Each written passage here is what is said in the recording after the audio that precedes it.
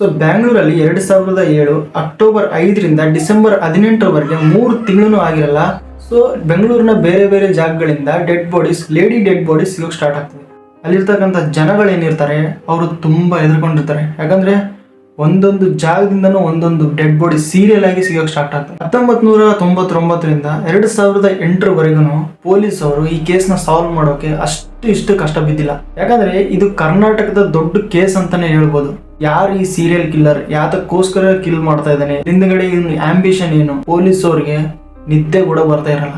2008ರಲ್ಲಿ ಇದು case solve ಆಗ್ತದೆ. So police ಅವರು ಇನ್ವೆಸ್ಟಿಗೇಷನ್ ಮಾಡಿದಾಗ ಆ ಡೆಡ್ ಬಾಡಿ ಮೇಲೆ ಒಂದು ಸಣ್ಣ ಮಾರ್ಕು ಇರಲ್ಲ, ಇನ್ಸೈಡ್ ಬ್ಲೀಡಿಂಗ್ ಇರಲ್ಲ, ಯಾರಾದ್ರೂ ಸೆಕ್ಸುವಲ್ ಅಸಾಲ್ಟ್ ಮಾಡಿದ್ರು ಅಂದ್ರೆ ಅದನ್ನು ಮಾಡಿರಲ್ಲ. ಅಲ್ಲಿ ಏನಾದ್ರೂ ಸಿಗ್ತಾವ ಅಂತಂದ್ರೆ ಹುಡುಕಿದ್ರು ಕೂಡ ಅಲ್ಲಿ ಕೂಡ ಏನು ಒಂದು ಸಣ್ಣ ಕ್ಲೂನು ಇರಲ್ಲ. ಅಲ್ಲಿ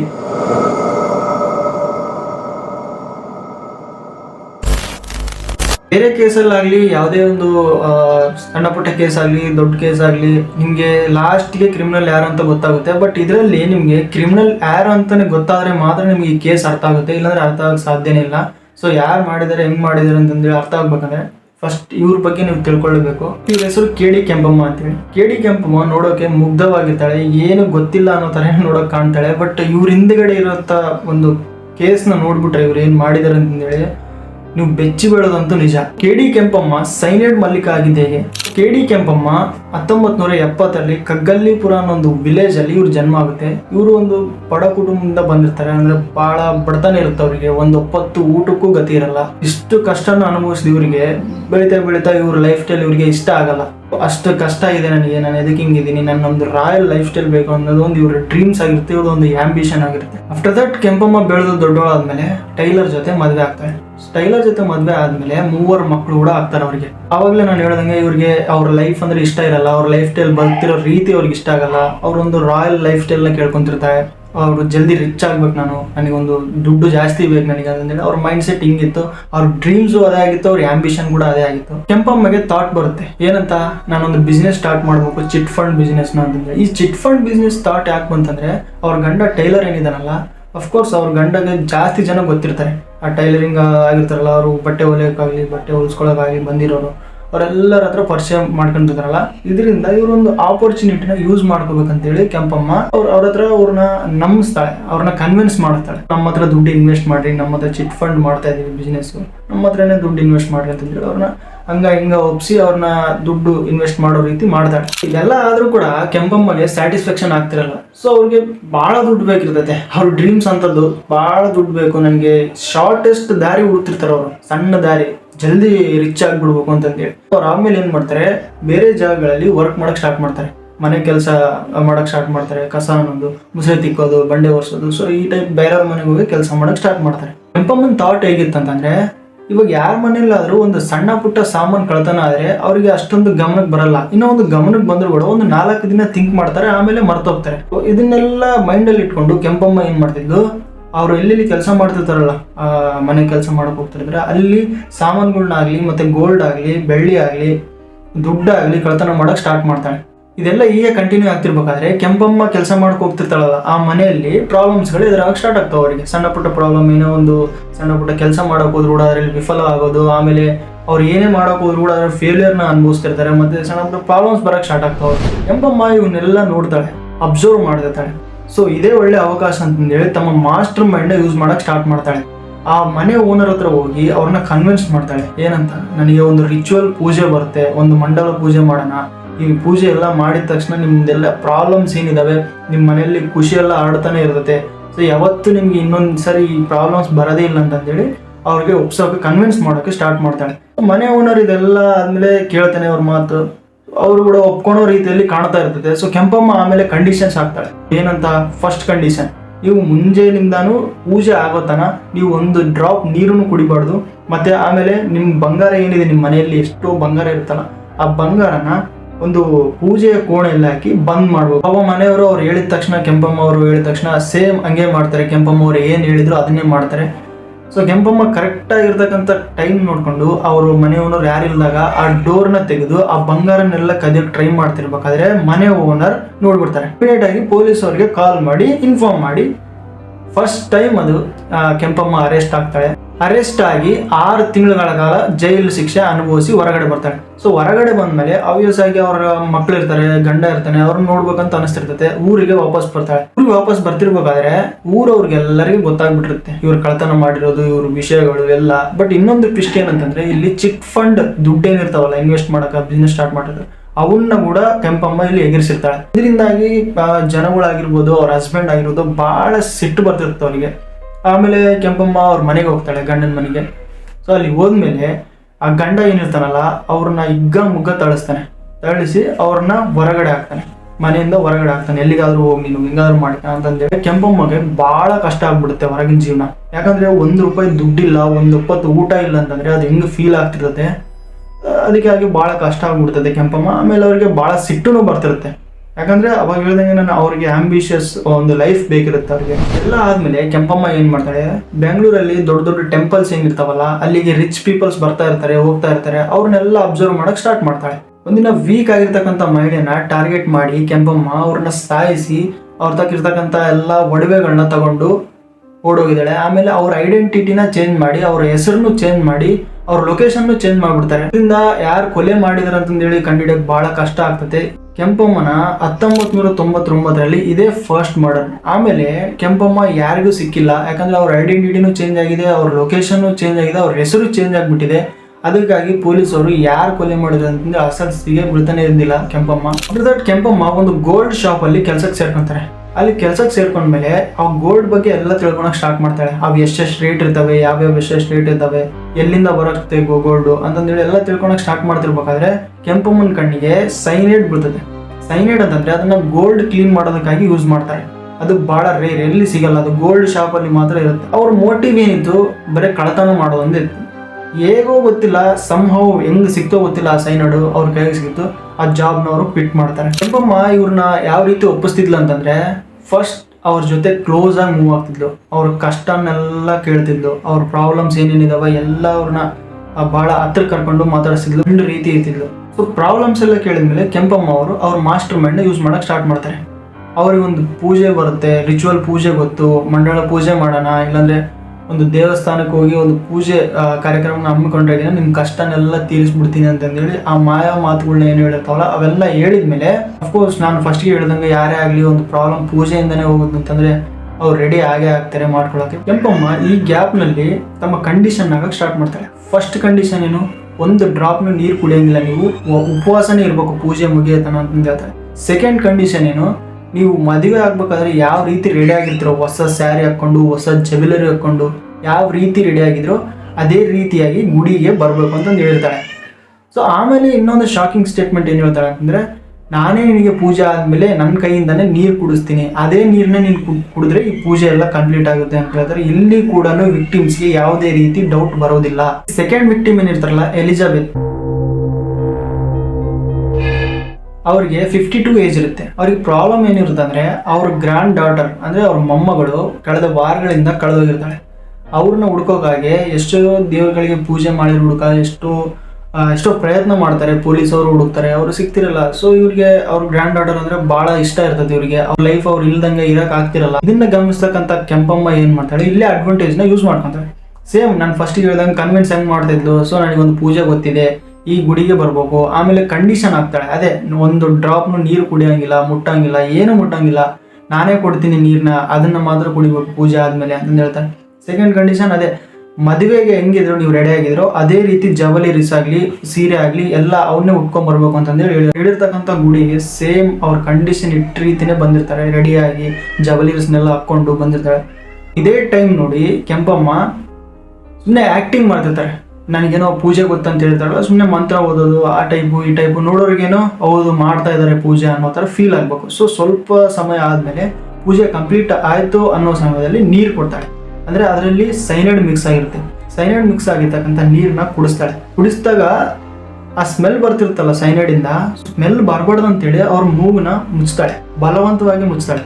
ಸೊ ಕೆಲವೇ ನಿಮಿಷಗಳಲ್ಲಿ ಅವರು ಸಾವನ್ನಪ್ತಾರೆ ಎಲಿಜಬೆತ್ ಅವರು. ಎಲಿಜಬೆತ್ನ ಒಡವೆಗಳೇನಿರ್ತಾವಲ್ಲ ಅವನ್ನೆಲ್ಲ ತಗೊಂಡು ಪರಾರಿಯಾಗಿ ಐಡೆಂಟಿಟಿನ ಚೇಂಜ್ ಮಾಡ್ತಾರೆ, ಮತ್ತೆ ಅವ್ರ ಹೆಸರನ್ನು ಕೂಡ ಚೇಂಜ್ ಮಾಡ್ತಾರೆ. ಲೊಕೇಶನ್ ಅಂತೂ ಪಕ್ಕ ಚೇಂಜ್ ಆಗೇ ಇಲ್ಲಿ ಕೂಡ ಅವರು ಸಿಗೇ ಬಿಡಲ್ಲ. ಎರಡನೇ ವಿಕ್ಟಿಮ್ ಕೂಡ ಡೆತ್ ಆದ್ರು. ಕೆಂಪಮ್ಮನ ಥರ್ಡ್ ವಿಕ್ಟಿಮ್ ಏನಿರ್ತಾರಲ್ಲ ಅವ್ರು ಯಶೋದಮ್ಮ ಅಂತ.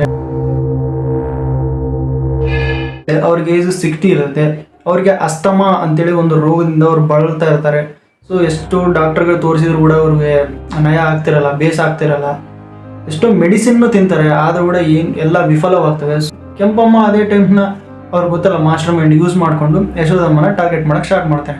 ಅವ್ರನ್ನ ಸಿದ್ಧಗಂಗಾ ಮಠದಲ್ಲಿ ಖ್ಯಾತಸಂದ್ರ ಅಂತಂದೇಳಿ ಒಂದು ಪ್ಲೇಸಲ್ಲಿ ಅವ್ರನ್ನ ಕೂಡ ಸೇಮ್ ಇದೇ ರಿಚುವಲ್ ಪೂಜೆ ಮಾಡ್ಬೇಕಂತಂದೇಳಿ ಅಲ್ಲಿ ಕರೆಸಿ ಕೊಲೆ ಮಾಡಿ ಜ್ಯುವೆಲರ್ಸ್ನೆಲ್ಲ ತಗೊಂಡು ಅಲ್ಲಿಂದ ಪರಾರಾಗ್ತಾರೆ. ಸೊ ಅಲ್ಲಿಂದ ಪರಾರಾದ್ಮೇಲೆ ಲೊಕೇಶನ್ಸು ಮತ್ತು ಅಡ್ರೆಸ್ಸು ಎಲ್ಲ ಚೇಂಜ್ ಮಾಡ್ತಾರೆ, ಐಡೆಂಟಿಟಿನೇ. 4th ವಿಕ್ಟಿಮ್ ಮುನಿಯಮ್ಮ ಅಂತೇಳಿ, ಅವರು ಯಲಹಂಕದವರು. ಅವ್ರಿಗೆ ಏಜ್ 60 ಇರ್ತದೆ. ಅವ್ರಿಗೆ ಏನು ಆಸೆ ಇರ್ತದೆ ಅಂದರೆ ಭಕ್ತಿ ಗೀತೆಗಳನ್ನ ಆಡ್ಬೇಕಂತಂದೇಳಿ ಆಸೆ ಇರ್ತದೆ. ದೇವ್ರುಗಳಿಗಾಗಲಿ ಟೆಂಪಲ್ಸ್ಗಳಿಗಾಗಲಿ ಅವ್ರಿಗೆ ಆಡ್ಬೇಕಂತ ಇರ್ತದೆ. ಬಟ್ ಅವರು ಆ ಮಂಚಿಗೆ ಬಿದ್ದಿರ್ತಾರೆ. ಸೊ ಅವ್ರಿಗೆ ಎದ್ದಾಳಕ್ಕೂ ಆಗ್ತಿರಲ್ಲ, ಅವ್ರಿಗೊಂದು ಸ್ವಲ್ಪ ಆರಾಮ್ ಇರ್ತಿರಲ್ಲ. ಇದನ್ನ ಟಾರ್ಗೆಟ್ ಮಾಡೋದಂತ ಕೆಂಪಮ್ಮ ಅವ್ರಿಗೆ ಏನು ಹೇಳ್ತಾಳೆ, ಸೊ ನಿನಗೆಲ್ಲ ನಾನು ಪ್ರಾಮಿಸ್ ಮಾಡ್ತೀನಿ, ನೀನೆಲ್ಲ ಆಡ್ಬೋದು ಈ ಪೂಜೆ ಆದಮೇಲೆ, ನಿನಗೆ ನಡೆಯಕ್ಕೆ ಕೂಡ ಚೆನ್ನಾಗಿ ನಡಿಬೋದು. ನೀನು ಕೂಡ ಸೇಮ್ ಕಂಡೀಷನ್ಸ್ ಹಾಕಿ ಎದೆಯೂರಿನಲ್ಲಿರ್ತಕ್ಕಂಥ ಸಿದ್ಧಲಿಂಗೇಶ್ವರ ಟೆಂಪಲ್ ಹತ್ರ ಬರೋಕ್ಕೆ ಹೇಳ್ತಾರೆ. ಅಲ್ಲಿ ಕೂಡ ಸೇಮ್ ಇದನ್ನೇ ಎಲ್ಲ ರಿಚುವಲ್ ಪೂಜೆ ಮಾಡಿ ಇದೆಲ್ಲ ಮಾಡಿ ಅವ್ರನ್ನ ಸಾಯಿಸಿ ಅವ್ರ ಜ್ಯುವೆಲರೀಸ್ನೆಲ್ಲ ತಗೊಂಡು ಅಲ್ಲಿಂದ ಪರಾರಾಗಿ ಅವ್ರ ಐಡೆಂಟಿಟಿಯನ್ನು ಚೇಂಜ್ ಮಾಡ್ತಾರೆ. 5th ವಿಕ್ಟಿಮ್ ಪಿಲ್ಲಮ್ಮ ಅಂತೇಳಿ, ಅವ್ರ ಏಜ್ 60 ಇರುತ್ತೆ. ಅವ್ರಿಗೆ ಏನು ಆಸೆ ಇರ್ತದೆ ಅಂದರೆ ಒಂದು ಹೆಬ್ಬಾಳದ ಟೆಂಪಲ್ ಏನಿದೆಯಲ್ಲ ಅಲ್ಲಿ ಅವ್ರಿಗೆ ಸ್ವಲ್ಪ ಒಂದು ನ್ಯೂ ಆರ್ಕಿಟೆಕ್ಟ್ ಡಿಸೈನ್ ಬೇಕಾಗಿರುತ್ತೆ. ಕಟ್ಸೋಕ್ಕೆ ಅವ್ರ ಹತ್ರ ದುಡ್ಡಿರಲ್ಲ. ಸೊ ಯಾರನ್ನ ಕೇಳ್ಬೇಕಂತಂದ್ರೂ ಕೂಡ ಅಷ್ಟೊಂದು ದುಡ್ಡು ಅರೇಂಜ್ ಆಗೋಕ್ಕಾಗಲ್ಲ. ಅದೇ ಟೈಮಲ್ಲಿ ಕೆಂಪಮ್ಮ ತಮ್ಮ ಆಪರ್ಚುನಿಟಿನ ಯೂಸ್ ಮಾಡ್ಕೊತಾರೆ. ಅವ್ರಿಗೆ ಏನು ಹೇಳ್ತಾರೆ ಪಿಲ್ಲಮ್ಮಗೆ, ಇಲ್ಲ ನಾನೇ ಕಟ್ಸ್ತೀನಿ, ಇದೆಲ್ಲ ಆರ್ಕಿಟೆಕ್ಟ್ ನಾನೇ ಮಾಡಿಸ್ತೀನಿ ಹೆಬ್ಬಾಳ ಟೆಂಪಲ್ಗೆ ಅಂತಂದೇಳಿ. ರಿಚುವಲ್ ಪೂಜೆ ಮಾಡಬೇಕು, ಸೇಮ್ ನಿಮ್ಮ ಒಡೆಗಳನ್ನ ಎಲ್ಲ ತಗೊಂಡು ಹಾಕ್ಕೊಂಡು ಬರಬೇಕು ರಿಚುವಲ್ ಪೂಜೆಗೆ ಅಂತಂದು ಹೇಳ್ತಾರೆ. ಪಿಲ್ಲಮ್ಮನ ಮದ್ದೂರು ವಿದ್ಯಾನಾಥಪುರ ಹತ್ರ ಕೊಲೆ ಮಾಡಿ ಆ ಜ್ಯುವೆಲರೀಸ್ ಏನಿರ್ತಾವಲ್ಲ ಅವೆಲ್ಲ ತಗೊಂಡು ಓಡೋಗ್ತಾಳೆ. ಆಫ್ಟರ್ ದಟ್ ಅವ್ರ ಲಾಸ್ಟ್ ವಿಕ್ಟಿಮ್ ಏನಿರ್ತಲ್ಲ 6th ವಿಕ್ಟಿಮ್, ಅವ್ರ ಹೆಸರು ನಾಗವೇಣಿ ಅಂತೇಳಿ. ಅವ್ರಿಗೆ ಏಜ್ 30 ಇರ್ತದೆ. ಇವ್ರಿಗೊಂದು ಆಸೆ ಇರುತ್ತೆ ಏನಂತಂದ್ರೆ ಅವರು ಚೈಲ್ಡ್ಲೆಸ್ ಆಗಿರ್ತಾರೆ. ಅಂದ್ರೆ ಅವ್ರಿಗೆ ಮಕ್ಕಳೇ ಆಗಿರಲ್ಲ ಎಷ್ಟೋ ವರ್ಷಗಳಿಂದ. ಅವ್ರಿಗೆ ಮಕ್ಕಳಾಗ್ಬೇಕಂತೇಳಿ ಎಷ್ಟೋ ಪೂಜೆಗಳು ಮಾಡ್ತಾಳೆ, ಎಷ್ಟೋ ಬಾಬಾಗಳ ಹತ್ರ ಕೇಳಿಸ್ಕೊಂಡ್ ಬರ್ತಾಳೆ. ಸ್ವಾಮೀಜಿಗಳು ಟ್ರೈ ಮಾಡ್ತಾರೆ, ಆದ್ರೂ ಆಗಲ್ಲ. ಎಷ್ಟೋ ಡಾಕ್ಟರ್ಸ್ಗಳಿಗೆ ತೋರಿಸ್ತಾಳೆ, ಅಲ್ಲಿ ಸಕ್ಸಸ್ ಆಗಲ್ಲ. ಅದೇ ಟೈಮ್ನ ಕೆಂಪಮ್ಮ ಯೂಸ್ ಮಾಡ್ಕೊಂಡು ಕೆಂಪಮ್ಮ ಸೇಮ್ ಟು ಸೇಮ್ ಎಲ್ಲರಿಗೆ ಈ 5 ವಿಕ್ಟಿಮ್ಗಳಿಗೆ ಏನು ಹೇಳ್ತಾರಲ್ಲ ಆ 5 ವಿಕ್ಟಿಮ್ಗಳಿಗೆ ಹೇಳ್ದಂಗೆ 6th ವಿಕ್ಟಿಮ್ ಕೂಡ ಸೇಮ್ ಹೇಳ್ತಾಳೆ. ಎಷ್ಟೋ ವರ್ಷಗಳಿಂದ ಮಕ್ಕಳೇ ಇರಲ್ಲ, ಒಂದು ಪೂಜೆಯಿಂದ ಅವ್ರಿಗೆ ಮಕ್ಕಳಾಗ್ತಾರಂತಂದ್ರೆ ಯಾರು ತಾನೇ ಒಪ್ಕೊಳಂಗಿಲ್ಲ. ಅದಕ್ಕೆ ಕಂಡೀಷನ್ ಇಟ್ಟಂಗೆ ಆ ಟೆಂಪಲ್ಗೆ ಹೋಗ್ತಾಳೆ. ಆ ಟೆಂಪಲ್ಗೆ ಹೋಗಿದ ತಕ್ಷಣ ಪೂಜೆ ಎಲ್ಲ ಪೂರ್ತಿ ಆದಮೇಲೆ ಆ ನೀರು ಕೊಡ್ತಾಳೆ, ಮಿಕ್ಸಡ್ ನೀರು ಕುಡಿಸಿದ ಮೇಲೆ ಅವರು ಡೆತ್ ಆಗ್ತದೆ. ಅಲ್ಲಿಂದ ಜ್ಯುವೆಲರ್ಸ್ನೆಲ್ಲ ತಗೊಂಡು ಅಲ್ಲಿಂದ ಓಡೋಗ್ತಾರೆ. ಇಲ್ಲಿ ಒಂದು ಸಣ್ಣ ಮಿಸ್ಟೇಕಿಂದ ಕೆಂಪಮ್ಮ ಸಿಗಾಕೊಂಡ್ಬಿಡ್ತಾಳೆ. ಸೊ ಇಲ್ಲಿ ರೇಣುಕಾ ಏನಿದ್ದಾರೆ ಇವರು ಅವರ ಸಿಸ್ಟರ್ ಆದ ಮನಿ ಅಂತಂದೇಳಿ ಅವ್ರ ಮನೆಯಲ್ಲಿ ಇರಕ್ಕೆ ಸ್ಟಾರ್ಟ್ ಮಾಡ್ತಾರೆ. ಯಾಕಂದ್ರೆ ಅವ್ರ ಹಸ್ಬೆಂಡ್ ದುಬೈಗೆ ದುಡಿಯಕ್ಕಂತ ಹೋಗಿರ್ತಾರೆ. ಮನೇಲಿ ಯಾರು ಇರ್ಲಾರ್ದ ಕಾರಣದವಾಗಿ ಅವ್ರ ಸಿಸ್ಟರ್ ಮನೆಯಲ್ಲಿ ಇವರು ಉಳ್ಕೊಳ್ತಾರೆ. ಅವಾಗ ಕೆಂಪಮ್ಮ ಅಂತೇಳಿ ಪರಿಚಯ ಆಗ್ತಾರೆ. ಕೆಂಪಮ್ಮ ರೇಣುಕನೇ ಯಾಕೆ ಟಾರ್ಗೆಟ್ ಮಾಡಬೇಕು? ಯಾಕಂದ್ರೆ ರೇಣುಕಾಗೆ ಒಂದು ಆಸೆ ಇರುತ್ತೆ. ಅದೇನಂತಂದ್ರೆ ಅವರಿಗೆ ಒಂದು ಗಂಡು ಮಗು ಹುಟ್ಬೇಕಂತಂದೇಳಿ ಅವ್ರು ಎಷ್ಟೋ ಪ್ರಯತ್ನ ಪಡ್ತಿರ್ತಾರೆ. ಎಷ್ಟೋ ಇದ್ರ ಹತ್ರ ಹೋಗಿ ಪೂಜೆ ಮಾಡ್ತಿರ್ತಾರೆ, ದೇವಸ್ಥಾನದ ಹತ್ರ, ಮತ್ತೆ ಎಷ್ಟೋ ಬಾಬಾಗಳ ಹತ್ರ ಕೇಳಿಸ್ಕೊಂಡಿರ್ತಾರೆ. ಸೇಮ್ ಆ್ಯಸ್ ಯೂಸಲ್ ಇದನ್ನ ಆಪರ್ಚುನಿಟಿ ಆಗಿ ಯೂಸ್ ಮಾಡ್ಕೊಂಡಿರ್ತಕ್ಕಂಥ ಕೆಂಪಮ್ಮ ಏನಿದ್ದಾಳೆ ಇಲ್ಲಿ ಅವ್ರ ಹತ್ರ ಮೂವ್ ಆಗಕ್ಕೆ ಸ್ಟಾರ್ಟ್ ಮಾಡ್ತಾರೆ. ಕ್ಲೋಸ್ ಆಗಿ ಬೆಸ್ಟ್ ಫ್ರೆಂಡ್ಸ್ ಆಗಿ ಮೂವ್ ಆಗಕ್ಕೆ ಸ್ಟಾರ್ಟ್ ಮಾಡ್ತಾರೆ. ಅವ್ರ ಮನೆಗೆ ಕೂಡ ಹೋಗಕ್ಕೆ ಸ್ಟಾರ್ಟ್ ಮಾಡ್ತಾರೆ ರೇಣುಕಾ ಅವ್ರ ಮನೆಯಲ್ಲಿ. ಸೊ ಅನ್ಫಾರ್ಚುನೇಟ್ಲಿ ಆ ರೇಣುಕಾ ಮನೆಯಲ್ಲಿ ಅವಾಗಲೇ ಹೇಳಿದಲ್ಲ ಮನಿ ಅಂತೇಳಿ ಅವ್ರ ಸಿಸ್ಟರ್ ಇದಾರಲ್ಲ, ಆ ಮನಿಗೆ ಮತ್ತು ಕೆಂಪಮ್ಮಗೆ ಆಲ್ರೆಡಿ ಪರಿಚಯ ಇರುತ್ತೆ. ಅದು ಹೆಂಗ ಅಂತಂದರೆ ಕೆಂಪಮ್ಮ ಫಸ್ಟಿಗೆ ಮನೆಯಲ್ಲಿ ಕೆಲಸ ಮಾಡೋಕೆ ಹೋಗ್ತಿದ್ಲು ಅಲ್ಲಿ, ಕಸ ಬಳಕೆ ಮುಸುರೆ ತಿಕ್ಕೋ ಇಲ್ಲ ಅಡುಗೆ ಮಾಡೋಕೆ ಹೋಗ್ತಿದ್ಲಲ್ಲ. ಸೊ ಅಲ್ಲಿ ಅದೇ ಜಾಗದಲ್ಲಿ ಮನೆ ಕೂಡ ಕೆಲಸ ಮಾಡ್ತಿದ್ಲು. ಆ ಮಿಸ್ಟೇಕ್ ದೊಡ್ಡ ಮಿಸ್ಟೇಕ್ ನಾನೇನು ಹೇಳ್ದಲ್ಲ, ಈ ಮಿಸ್ಟೇಕಿಂದನೇ ಕೆಂಪಮ್ಮ ಸಿಗೇ ಬೀಳ್ತಾಳೆ. ಡಿಸೆಂಬರ್ 7, 2006 ರೇಣುಕಾ ಮತ್ತೆ ಕೆಂಪಮ್ಮ ಇಬ್ರು ನಾಪತ್ತೆ ಆಗ್ತಾರೆ ಒಂದೇ ಸಮಯದಲ್ಲಿ, ಒಂದೇ ಡೇಟಲ್ಲಿ. ಇವಾಗ ಮನೆಗೆ ವಿಪರೀತವಾದ ಡೌಟ್ ಬರುತ್ತೆ. ಆಮೇಲೆ ಅವ್ರಿಗೆ ಗೊತ್ತಾಗ್ಬಿಡ್ತದೆ ಸೊ ಇದೆಲ್ಲ ಮಾಡಿರೋದು ಕೆಂಪಮ್ಮ ಅಂತಾನೆ. ಬಟ್ ಎವಿಡೆನ್ಸಸ್ ಇರಲ್ಲ, ಅದಕ್ಕೂ ಸಾಕ್ಷಿ ಇರಲ್ಲ. ಅವ್ರು ಏನು ಮಾಡ್ತಾರೆ, ಪೊಲೀಸ್ ಅವ್ರಿಗೆ ಇನ್ಫಾರ್ಮ್ ಮಾಡ್ತಾರೆ. ಇಲ್ಲಿ ಅವ್ರ ಮನೆಯವರು ಒತ್ತಿ ಹೇಳ್ತಿರ್ತಾರೆ, ಇಲ್ಲ ನಮ್ಮ ಸಿಸ್ಟರ್ನ ನಾಪತ್ತೆ ಮಾಡಿರೋದು ಕೆಂಪಮ್ಮಗೆ ಗೊತ್ತಿರ್ತದೆ ಎಲ್ಲ, ಎಲ್ಲಿಗೆ ಹೋಗಿದ್ದಾರೆ ಏನು ಮಾಡಿದ್ದಾರೆ ಅಂತಂದೇಳಿ. ಸೊ ಅದಕ್ಕೆ ಪೊಲೀಸವ್ರು ಕೂಡ ಅದ್ರ ಬಗ್ಗೆ ಎವಿಡೆನ್ಸ್ ಇಲ್ದಂಗೆ ನಮ್ಮಕ್ಕೆ ಆಗ್ತಿರಲ್ಲ. ಸ್ವಲ್ಪ ದಿನ ಆದಮೇಲೆ ರೇಣುಗಳ ಡೆಡ್ ಬಾಡಿ ಸಿಗುತ್ತೆ. ಸೊ ಅವಾಗ ಪೊಲೀಸವರು ಕನ್ಫರ್ಮ್ ಮಾಡ್ತಾರೆ ಇದನ್ನೆಲ್ಲ ಮಾಡಿರೋದು ಕೆಂಪಮ್ಮ ಅಂತಾನೆ. ಇಲ್ಲಿ ಡಿಸೆಂಬರ್ 31, 2008 ಕೆಂಪಮ್ಮ ಏನು ಮಾಡ್ತಾಳೆ, ಆ ಜ್ಯುವೆಲರೀಸ್ ಏನಿರ್ತಾವಲ್ಲ ಅವನ್ನೆಲ್ಲ ತಗೊಂಡು ಜ್ಯುವೆಲರಿ ಶಾಪ್ಗೆ ಮಾರಕ್ಕೆ ಹೋಗ್ತಾಳೆ, ಗೋಲ್ಡ್ನ ಸೆಲ್ ಮಾಡಕ್ಕೆ ಹೋಗ್ತಾಳೆ. ಅಲ್ಲಿರ್ತಕ್ಕಂಥ ಗೋಲ್ಡ್ ಶಾಪ್ನ ಓನರ್ ಏನಿರ್ತಾನಲ್ಲ ಅವರು ಎಲ್ಲೋ ಈ ಗೋಲ್ಡ್ನ ನೋಡ್ದಂಗೆ ಇರುತ್ತೆ, ನ್ಯೂಸ್ ಪೇಪರಲ್ಲೂ ಎಲ್ಲೋ ಸ್ವಲ್ಪ ಅವ್ರಿಗೆ ಜ್ಞಾಪಕ ಬರ್ದಿರುತ್ತೆ. ಅದಕ್ಕಾಗಿ ಅವ್ರಿಗೆ ಡೌಟ್ ಬಂದು ಆ ಗೋಲ್ಡ್ನ ಅವರು ತಗೊಳ್ಳೋದಿಲ್ಲ, ಅವರು ನಿರಾಕರಿಸ್ತಾರೆ, ತಗೊಳ್ಳೋದ್ರಿಂದ ವಾಪಸ್ ಹೋಗ್ಬಿಟ್ರೆ ಅಂತ. ಇಲ್ಲಿ ಗೋಲ್ಡ್ ಶಾಪ್ ಓನರ್ ಏನಿದಾರಲ್ಲ, ಕೆಂಪಮ್ಮ ಹೋದ ತಕ್ಷಣ ಇಮಿಡಿಯೇಟ್ ಆಗಿ ಪೊಲೀಸ್ ಅವ್ರಿಗೆ ಕಾಲ್ ಮಾಡಿ ಇನ್ಫಾರ್ಮ್ ಮಾಡ್ತೇನೆ, ಈ ಜ್ಯುವೆಲರ್ಸ್ನ ನಾನು ಎಲ್ಲೋ ನೋಡಿದ್ದಂಗೆ ಇದೀನಿ, ಈ ಗೋಲ್ಡ್ನ ಸೇಮ್ ಗೋಲ್ಡ್ ಇದ್ದಂಗೆ ಇದೆ, ಅವ್ರನ್ನ ಫಾಲೋ ಮಾಡ್ರಿ ಅಂತಂದೇಳಿ ಟಿಪ್ ಕೊಡ್ತಾನೆ. ಸೊ ಪೊಲೀಸ್ ಅವರು ಆ್ಯಸ್ ಇಟ್ ಈಸ್ ಅವ್ರು ಹೇಳಿದಂಗೆ ಫಾಲೋ ಮಾಡಿದ ತಕ್ಷಣ ಅವ್ರ ಕೈಯಲ್ಲಿ ಮತ್ತು ಅವ್ರ ಬ್ಯಾಗ್ ಇರುತ್ತಲ್ಲ, ಆ ಬ್ಯಾಗಲ್ಲಿ ಜ್ಯುವೆಲರೀಸು ಮತ್ತು ದುಡ್ಡು ಎಲ್ಲ ಸಿಗಿಬಿಡ್ತಾರೆ. ಅಲ್ಲಿ ಕೆಂಪಮ್ಮ ಅರೆಸ್ಟ್ ಆಗ್ತಾಳೆ. ಫಸ್ಟ್ ಆಫ್ ಆಲ್ ಪೊಲೀಸವ್ರು ಏನು ಅಂದ್ಕೊಂಡಿದ್ರು ಅಂತಂದರೆ, ಇವರು ಅಷ್ಟು ಬೇಗ ಇವೆಲ್ಲ ಮರ್ಡರ್ ಕೇಸ್ಗೆ ಲಿಂಕ್ ಇದೆ, ಅಷ್ಟು ಜಲ್ದಿ ಒಪ್ಕೊಳೋದಿಲ್ಲ, ಇವೆಲ್ಲ ನಾನೇ ಮಾಡಿದ್ದು ಅಂತೇಳಿ ಥಿಂಕ್ ಮಾಡ್ತಾರೆ. ಬಟ್ ಶಾಕಿಂಗ್ಲಿ ಕೆಂಪಮ್ಮ ಒಪ್ಕೊಂಡ್ಬಿಡ್ತಾಳೆ, ಇವೆಲ್ಲ ಮಾಡಿದ್ದು ನಾನೇ ಅಂತಂದೇಳಿ ಕನ್ವಿಕ್ಟೆಡ್ ಆಗಿಬಿಡ್ತಾಳೆ. ಪೊಲೀಸವ್ರಿಗೆ ಏನೇನು ಕ್ವಶನ್ಸ್ ಏನು ಕೇಳ್ಬೇಕಂತಿರ್ತಾವಲ್ಲ, 1999 ಒದ್ದಾಡ್ತಾ ಇರ್ತಾರೆ, 2008 ಒದ್ದಾಡಿದ್ದಾರೆ. ಯಾರು ಈ ಕೊಲೆ ಮಾಡಿದ್ರು, ಯಾಕೆ, ಮೋಟಿವ್ ಏನು ಇದರಿಂದ, ಯಾವುದಕ್ಕೋಸ್ಕರ ಮಾಡಿದ್ದಾನೆ ಅಂತಂದೇಳಿ ಕೇಳೋಕ್ಕಾಗಿ ಕಾದ್ರದಿಂದ ಕೇಳಿದಾಗ ಫಸ್ಟ್ ಕ್ವಶನ್ ಏನು ಕೇಳ್ತಾರೆ, ನಿಮ್ಮ ಹೆಸರು ಏನಂತ ಕೇಳಿದಾಗ ಅವರು ತಮ್ಮ ಹೆಸರನ್ನ ಕೆಂಪಮ್ಮ ಬಿಟ್ಟು ಮಲ್ಲಿಕಾ ಅಂತ ಹೇಳ್ತಾಳೆ.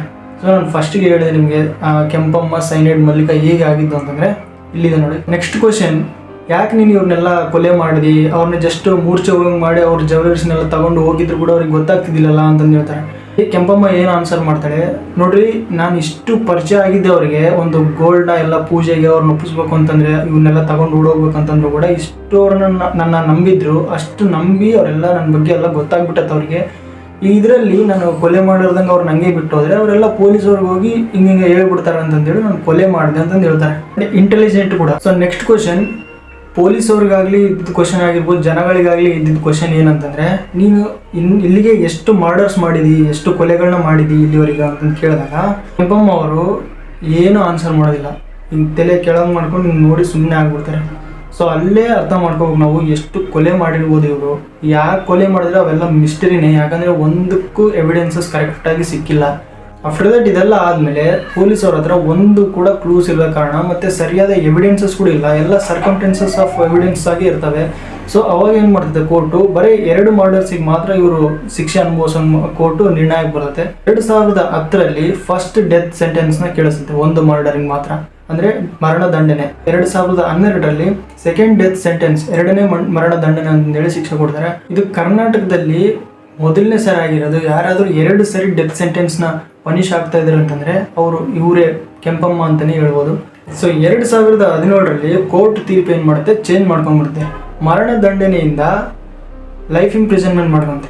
ಲೈಫ್ ಇಂಪ್ರಿಸನ್ಮೆಂಟ್ ಅಂದರೆ 14 ವರ್ಷ ಆಗಲಿ ಇಲ್ಲ 20 ವರ್ಷ ಆಗಲಿ ಜೈಲಲ್ಲಿ ಇರಬೇಕು. 14 ವರ್ಷ 20 ವರ್ಷ ಅಂತಂದರೆ ಒಂದು ಮರ್ಡರ್ಗೆ, 2 ಮರ್ಡರ್ ಮಾಡಿದ್ರ ಕಾರಣ 20 ವರ್ಷ 20 ವರ್ಷ 40 ವರ್ಷ, ಇಲ್ಲಾಂದರೆ 14 ವರ್ಷ 14 ವರ್ಷ 28 ವರ್ಷ ಇರಬೇಕಾಗ್ತದೆ ಜೈಲಲ್ಲಿ. ಯಾಕೆ ಕೋರ್ಟ್ ತೀರ್ಪನ್ನ ಚೇಂಜ್ ಮಾಡ್ಕೊಂತಂದರೆ ಅದೇ ಸರ್ಕಮ್ಸ್ಟೆನ್ಸ್ ಆಫ್ ಎವಿಡೆನ್ಸ್, ಯಾವುದೇ ಎವಿಡೆನ್ಸಸ್ ಕರೆಕ್ಟಾಗಿಲ್ಲ, ಮರ್ಡರ್ ಒಂದು ಮಿಸ್ಟ್ರಿನೇ ಅಂತ ಹೇಳ್ಬೋದು ಅವ್ರನ್ನ. ಹಾಗಾಗಿ ಕೋರ್ಟ್ ಏನು ಮಾಡುತ್ತೆ, ತೀರ್ಪನ್ನ ಚೇಂಜ್ ಮಾಡಿಕೊಂಡು ಲೈಫ್ ಇಂಪ್ರಿಸನ್ಮೆಂಟ್ ಕೊಡುತ್ತೆ. ಇದು ಏನಂತಂದರೆ ಇನ್ನ ಕೆಂಪಮ್ಮ ಬದುಕೇ ಇದ್ದಾಳೆ ಜೈಲಲ್ಲಿ. ಕೆಂಪಮ್ಮನ ಇದೆಲ್ಲ ಯಾಕೆ ಮಾಡಿದೆ ಅಂತ ಕೇಳಿದಾಗ, ಸೊ ಅವ್ರದ್ದು ಮೋಟಿವ್ ಅಂದರೆ ಅವ್ರ ಗುರಿ ಏನಾಗಿತ್ತು, ಬರೀ ಕಳ್ತನ ಮಾಡೋದು ಮಾತ್ರ ಆಗಿತ್ತು, ಕೊಲೆ ಮಾಡೋದು ಆಗಿರಲಿಲ್ಲ. ಬಟ್ ಆಲ್ರೆಡಿ ಕೊಲೆ ಮಾಡಿದಾಳೆ. ಸೊ ಅವ್ರ ಮೋಟಿವ್ ಏನಾಗುತ್ತೆ ಅಂದರೆ ಕಳ್ತನ ಮಾಡೋದು ಮಾತ್ರ ಅಂತಂದೇಳಿ ಒಪ್ಕೊಂಡಿದ್ದಾರೆ. ಅವರು ಸೈನೈಡ್ನ ಹೇಗೆ ಯೂಸ್ ಮಾಡೋದು ಕಲ್ತ್ರು ಅಂದರೆ, ಮೂವೀಸ್ನ ನೋಡಿ ಅವರು ಸೈನೈಡ್ನ ಯೂಸ್ ಮಾಡೋದು ಕಲ್ತರು ಅಂತಂದೇಳಿ ಪೊಲೀಸ್ ಅವರಿಗೆ ಹೇಳ್ತಾರೆ. ಕೆಂಪಮ್ಮ ಅವರು ಇಂಡಿಯಾದ first ever lady serial killer. ಕರ್ನಾಟಕದ ಡಬಲ್ ಡೆತ್ ಸೆಂಟೆನ್ಸ್ನ ಹೊಂದಿರ್ತಕ್ಕಂಥವ್ರು ಕೆಂಪಮ್ಮ ಅಂತಂದೇಳಿ. ಇವರ ಮುಗ್ಧ ಮಖದ ಹಿಂದೆ ಇಷ್ಟೊಂದು ಭಯಂಕರವಾದ ಒಂದು ಸ್ಟೋರಿ ಇದೆ ಅಂತಂದೇಳಿ ನನಗೆ ಕೇಸ್ ಸ್ಟಡಿ ಮಾಡ್ತಿರ್ಬೇಕಾದ್ರೆ ಭಯ ಆಗ್ತಿದ್ದು ಇದ್ರ ಬಗ್ಗೆ ಹೇಳ್ಬೇಕಂತಂದರೆ. ಸೊ ಈ ಕೇಸ್ ನಿಮಗೆ ಇಷ್ಟ ಆಗಿದ್ರೆ ಲೈಕ್ ಮಾಡಿ, ಶೇರ್ ಮಾಡಿ.